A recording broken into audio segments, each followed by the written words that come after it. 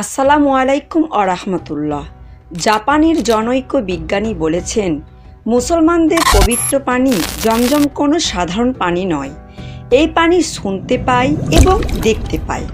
জাপানি বিজ্ঞানী মাসারু ইমোটো জমজমের পানির উপর একটি গভীর গবেষণা চালিয়ে এ দাবি করেন। তিনি সর্বপ্রথম যুক্তরাষ্ট্রে পানির অণুবিভাজনের ধারণা প্রবর্তন করেন।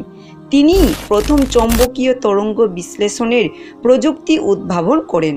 তখন থেকেই তিনি পানির রহস্য উদ্ঘাটনে বিভিন্ন গবেষণা চালিয়ে যান। পৃথিবীর পানি নিয়ে গবেষণার ক্ষেত্রে তিনি গতানুগতিক গবেষণার পরিবর্তে চিন্তাশীল গবেষণায় মনোনিবেশ করেন। গবেষণার এক পর্যায়ে তিনি প্রমাণ করেন পানির মৌলিক উৎস জমাট বাঁধা বরফ, এবং তার এই যুগান্তকারী গবেষণার জন্য তিনি সারা বিশ্বের প্রশংসা অর্জন করেন।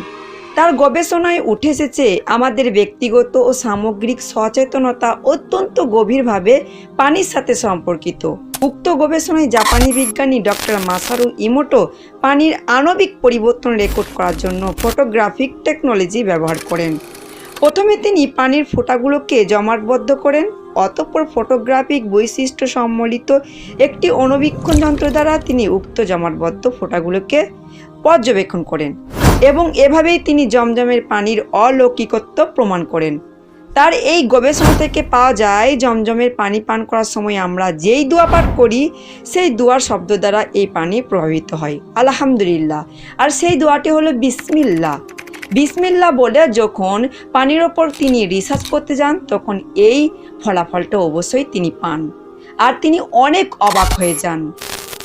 আলহামদুলিল্লাহ, আমি একজন মুসলিম এবং আমি ইসলাম ধর্মের থেকে যখনই কোনো ভালো কাজ করি তখনই বিসমিল্লাহ বলে শুরু করি।